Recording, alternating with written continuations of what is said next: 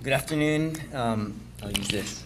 My name is David Sakoda. I'm the Marine Law Fellow with the Department of Land and Natural Resources, Division of Aquatic Resources.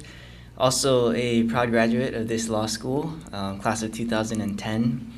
I've been with DAR for about 3 years. Before that, I was clerking for Judge Gary Chang at the First Circuit Court. So we've heard a lot about Hawaii's environmental court, what's been going on the last year or so, the new tools that it's being given with this new legislation. I'm going to talk a little bit about another tool. It's actually an alternative to the criminal district court system. It's called the Civil Resource Violation System, or CRVS. And basically what the intent of this system is to divert low-impact environmental cases away from the criminal district court system, and alternatively, they will be handled in-house by DLNR administratively. So before I talk about what this system is, I'm just going to give a hypothetical example of a low-impact case and how it would proceed through the district court system presently, and then I'll talk about CRVS and then compare the two systems. So for a hypothetical, we'll just take John Doe, we'll call him JD for short, and he's visiting from the mainland. You know, he hears about this sport of spearfishing and he wants to give it a shot. So he goes to the store and buys some equipment. He looks online to find out what kind of fish are edible or good eating, and he jumps in the water and swims around. And you know, he's in Waikiki, so he doesn't see much fish, but he does see some manini. Convict tang, it's the white fish with the vertical black stripes.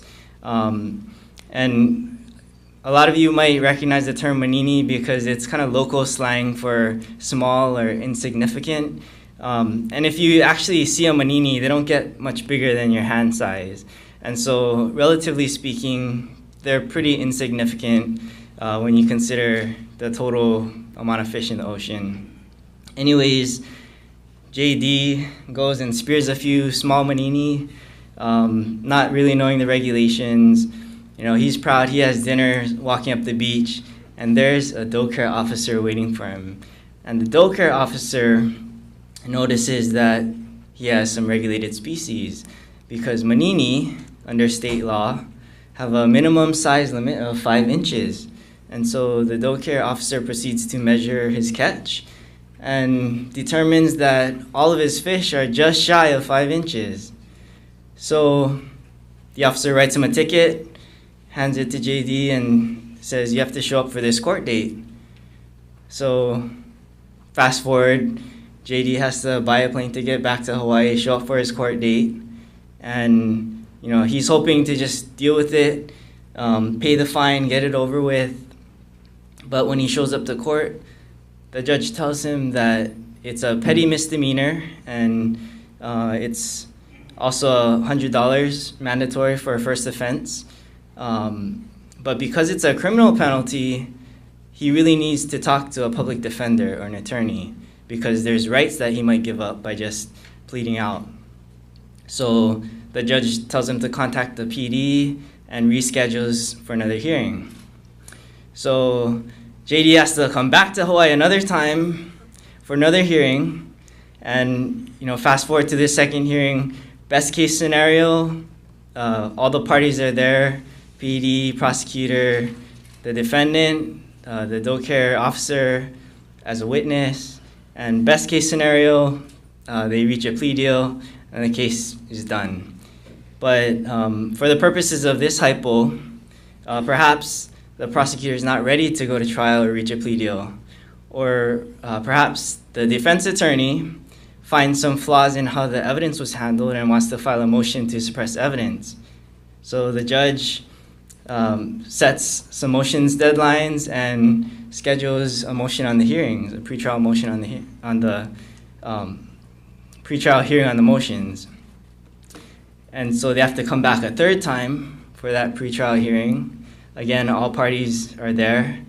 And perhaps the judge does suppress some of the evidence, but there's still enough left to go forward with trial. They have to come back a fourth time for the trial.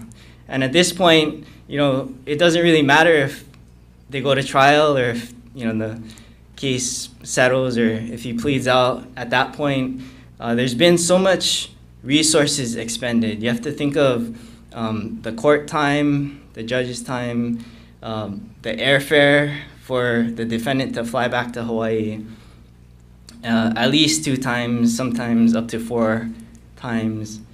And the DAR officer who's the witness, who wrote him the ticket, has to be there in court ready to go to trial each time. So that's pulling him out of the field. He's not doing enforcement. He's sitting in court. So when you consider all of these things, is it worth it for a Manini violation? So what is the alternative? And that's where CRVS comes into play. And I'll quickly go through it. Instead of a criminal citation, the officer issues a civil citation. And on it, it tells the respondent that he must respond within 21 days or face higher fines. And the fine is written on the citation. And he has 3 options. He can either admit and pay. So this is great in the case if JD is on the mainland, he can just write a check, say admit, and send a check to DLNR. Second option, admit but request a mitigation of the fine, or contest the citation, request a hearing. So with these options, it keeps the case out of the district court. The defendant or respondent doesn't have to go to court. And so what are the benefits of using this system for low impact cases? First of all, it's an additional enforcement tool for DAR officers. Doesn't fully replace criminal tickets. It just adds another tool. One big bonus for the defendant is it will not give him a criminal record. This is important, especially for certain occupations, military or say law students, where a criminal mark on your record might prohibit you from sitting for the bar or getting promoted in a certain job. So that's a big consideration. It reduces burdens on the courts, as I've discussed.